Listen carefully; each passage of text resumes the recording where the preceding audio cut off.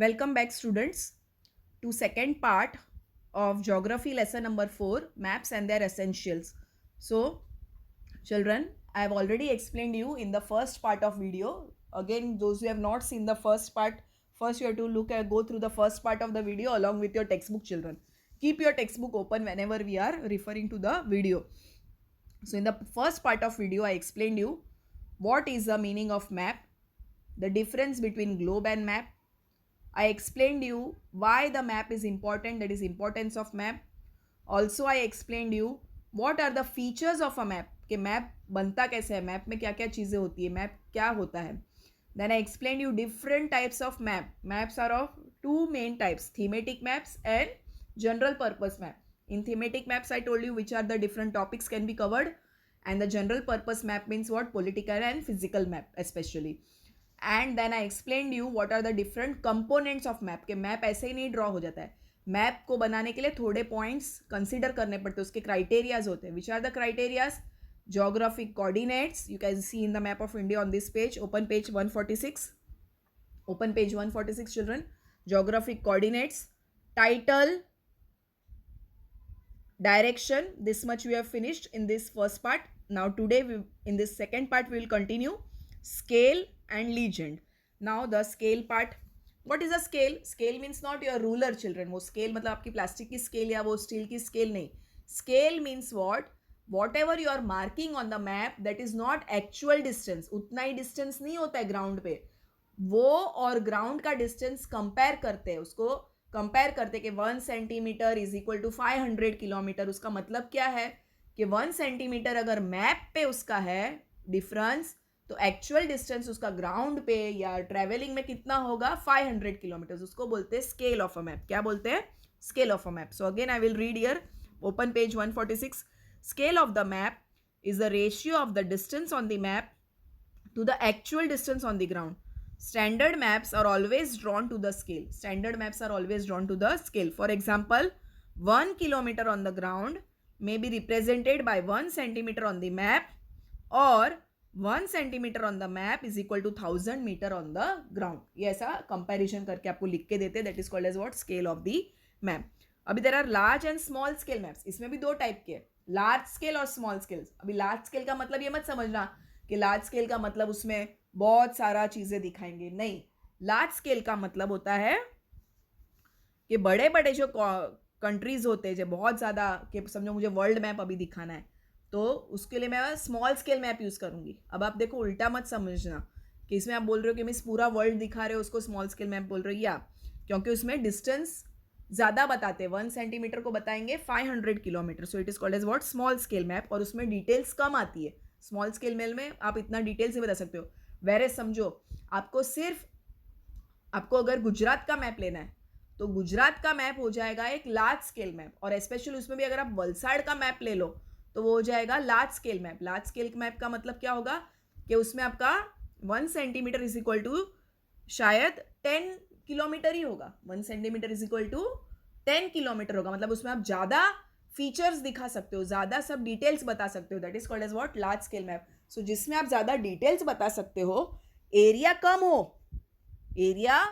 हो, लेकिन आप उसमें डिटेल्स ज़्यादा बता सको, उसको बोलेंगे लार्ज स्केल मैप. मैं रॉन्ग नहीं बता रही हूँ, आप समझो वापस इस बात को. आप सोचोगे स्मॉल स्केल का मतलब छोटा वाला एरिया, नहीं. स्मॉल स्केल मैप का मतलब होता है जिसमें ज़्यादा एरिया कवर होती है. जैसे मैंने आपको फॉर एग्जाम्पल बताया वर्ल्ड मैप, उसमें पूरे वर्ल्ड की कंट्रीज सब आ जाएगी, उसको बोलेंगे स्मॉल स्केल मैप, बिकॉज उसका डिस्टेंस बड़ा होगा. 1 सेंटीमीटर इज इक्वल टू समझो 1000 किलोमीटर. लेकिन अगर आप खाली स्पेशली गुजरात का मैप लेते हो, तो आप उसको पूरे सिर्फ गुजरात की डिटेल्स बता रहे हो, तो उसमें आपका स्केल कम होगा. जैसे 1 centimetre is equal to 100 kilometre खाली, तो वो हो जाएगा आपका लार्ज स्केल मैप, जिसमें आप ज़्यादा डिटेल्स बता सकोगे. तो अगर आपको वर्ल्ड मैप में अगर वापी ढूंढना है तो नहीं मिलेगा.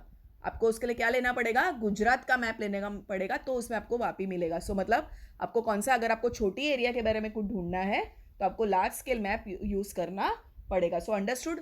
2 टाइप्स के मैप्स होते हैं स्केल के हिसाब से. एक होता है लार्ज स्केल और एक होता है स्मॉल स्केल. लार्ज स्केल का मतलब छोटी एरिया बताएंगे लेकिन ज़्यादा डिटेल्स के बारे में बताएंगे, और स्मॉल स्केल मैप मतलब बड़ी एरिया, पूरी इंडिया के बारे में बताएंगे, लेकिन उसमें डिटेल्स कम बता पाएंगे. Okay, now there are 2 types of scale, children. एक तो बताया आपको two types of maps, large scale map and small scale map. अभी ये स्केल के मेजरिंग कैसे होता है मैप पे, लीनियर स्केल जो जनरली यही वाला यूज होता है, पेज नंबर जो 147 पे चिल्ड्रन, यही ज़्यादा स्केल यूज होता है. A map has similar scale and is shown with the help of a line, it is called as linear scale. Line में बताते हैं कि 1 kilometre 1 centimetre is equal to 100 kilometre से डिवाइड किया हुआ है line wise. So this scale is showing 1 centimetre. ये दोनों जो इज टू बोलेंगे, क्या बोलेंगे, इज इक्वल टू नहीं, is to 1 centimetre is to 100 kilometre. मतलब 1 सेंटीमीटर अगर वो मैप पे है तो उसका एक्चुअल डिस्टेंस है 100 kilometre. Each segment is equal to 1 centimetre on the scale which is equal to 100 kilometres on the ground. मतलब आपको ये बताया तो एक स्केल कितना होगा, 100 किलोमीटर. कितना होगा, 100. और बीच में अगर कुछ बताया तो वो होगा half, 50 kilometre. We can mark these segments on the edge of the sheet of the paper as our linear scale to the map and measure the distance between the 2 points. मतलब आपको अगर ये पॉइंट और ये point के बीच के distance ढूंढना है तो आपको पता चल जाएगा कि इस कितना बड़ा एरिया उसमें कवर हुआ है. Second is representative fraction. क्या है, RF, उसको बोलते हैं RF स्केल. क्या बोलते हैं, RF स्केल. एक तो बोलते हैं लीनियर स्केल और एक बोलते हैं RF स्केल. रिप्रेजेंटेटिव फ्रैक्शन क्या है, it is a representation of the actual distance on the earth as a fraction on the map. Fraction उसका हाफ बताते हैं, उसको अपॉन में बताते हैं. 1 centimetre is upon 1 kilometre under करके ऐसा. It's usual way of expressing is in mathematical fraction. Fraction आपने सीखा है ना मैथ्स में, 1/1 लाख उसको बोलेंगे फ्रैक्शन. और इसको दो तरीके से लिख सकते हैं, 1/1 लाख जैसा या 10 लाख जैसा, और 1:2 दो डॉट करके लिखेंगे, उसको बोलेंगे representative fraction. So there are two types of maps according to the scale, small scale maps and large scale map, और two types of scale जिसमें measuring होता है. एक है linear scale और एक RF scale. RF मतलब representative fraction scale. Here you can see children linear scale कैसे बनाया हुआ है और RF कैसे बनाया हुआ है. ये आपको कुछ बनाना नहीं है. एक खाली आपको एक मैप ऑफ इंडिया ऐसा सेम लेना है जो पेज 146 पे है. वापस देख लो, पेज 146 पे मैप है और आपको सेम टू सेम ऐसा मैप आपको खरीदना है और ऐसे मार्किंग करके आपको आपकी नोटबुक में चिपकाना है. Again I am telling you, buy 1 map of India political map. कौन सा मैप खरीदोगे, पॉलिटिकल मैप खरीदो और ऐसा बनाकर उसमें मार्किंग कर कर आप उसको नोटबुक में चिपकाओ. Come on page 147 children. Now legend. Symbol बताने पड़ते कि ये रिवर है, ये यहाँ पर ब्रिज है, यहाँ पर स्कूल है, यहाँ पर टेम्पल है. तो आप लिख नहीं सकते हो बड़ा बड़ा temple, school, mountain, greenery, water, ऐसा लिख नहीं सकते. उसके लिए अलग अलग टाइप के सिंबल होते हैं, उसको बोलते हैं conventional symbol. These are use in the map और पूरे ऑल ओवर वर्ल्ड में सेम सिंबल यूज होते हैं, उसको इसलिए बोलते हैं कन्वेंशनल सिंबल्स. लीजेंड मतलब जो आपको बॉक्स नीचे एक बनाते हो मैप के नीचे हो, की बॉक्स बोलते हैं, उसको बोलते हैं legend. The legend, the conventional symbols, colors, etc. are used to represent some information on map. Suppose आपका blue color use हुआ है, देखो मैप में, मैप ऑफ इंडिया में blue color जहाँ आपको दिख रहा है तो वो क्या है आपको खुद ही पता चल जाएगा. That is a water bodies, या ओशन है या रिवर है, सो वो हो जाएगा आपका water bodies. So blue colour, so colour भी यूज होते हैं और आपके साथ साथ में सिंबल भी यूज होते हैं. जैसे यहाँ पर एक बॉक्स पूरा आपका बनाया हुआ, आप जूम करके बाद में देख सकते हो, तो आपकी नोटबुक में भी देख सकते हो. Road, well, village, hut, river, building, hospitals, post office, etc. can be shown with the help of the symbols. The meaning of this symbol is to be given in the box outside the map. This is called as what, legend. समझो आपने एक triangle use किया है. अभी वो triangle का मतलब आपने समझो यूज किया कि पेलियोलिथिक एज है. आप अपन देखो हिस्ट्री में आ जाओ, समझो आप लोग ट्राइंगल यूज किया और लिखा है पेलियोलिथिक साइड. फिर आपने सर्कल यूज किया, उसको बोलेंगे आप मेसोलिथिक साइड. सपोज आपने एक स्क्वायर बॉक्स यूज किया है, छोटा सा स्क्वायर बनाकर, उसको आप लिखोगे कैल्कोलिथिक साइड. तो इसको क्या पता चलेगा, आपने मैप पे खाली ट्राइंगल बनाया, आपने खाली मैप पे सर्कल बनाया, तो क्या पता चलेगा. तो आपको उसके लिए एक बॉक्स बनाना पड़ेगा नीचे, उसमें आपको उसका मतलब लिखना पड़ेगा कि आपके ट्राइंगल का मतलब क्या है, आपके सर्कल का मतलब क्या है, what is the meaning of square. So that is called as key box और लीजेंड बॉक्स. तो ये लीजेंड बॉक्स बहुत इंपॉर्टेंट है कि आपने जो सिंबल मैप पे बनाया है, देखो मैप पे लिखना सब आप लिखने की प्लेस नहीं होती है. Map is not, we cannot write everything on the map, all the details on the map, so we show it with the help of the symbols. And what are those symbols representing, that you have to show in the box, और वो box को बोलते हैं legend box. क्या बोलते हैं, की box. सो यहाँ पर आपको सब सिंबल डिफरेंट दिख रहे हैं कि अलग अलग ड्राइंग है, वो क्या रिप्रेजेंट करती है. This are called as what, conventional symbols.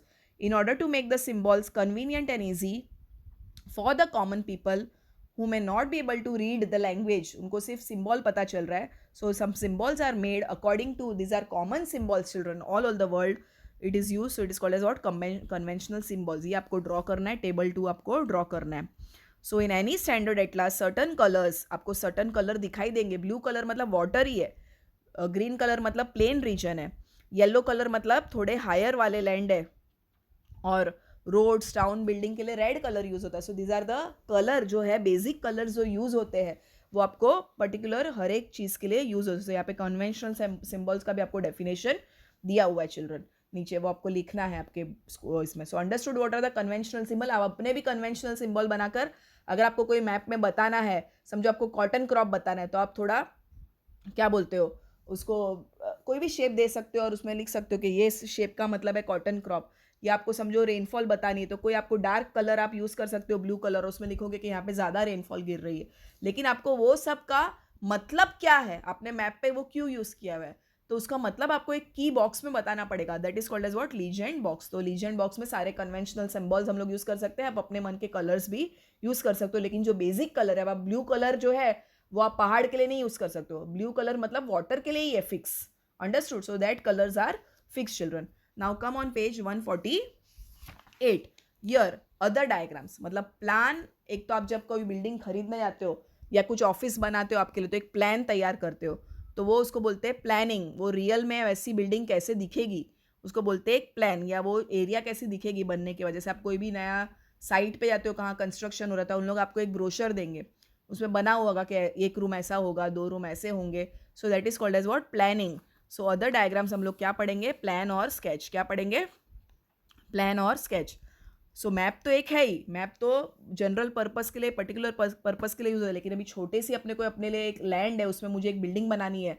समझो मुझे स्कूल की बिल्डिंग बनानी है नई, तो मैं स्कूल की बिल्डिंग को कैसे बनाऊंगी, बनाने से पहले उसका एक प्लान तैयार होता है. फिर हमको पता चलेगा कि हाँ, ये ड्राइंग में हम लोग पहले, जो इंजीनियर्स होते हैं, आर्किटेक्ट्स होते हैं, they will first draw that, और उसको बोलते हैं plan. So what is a plan?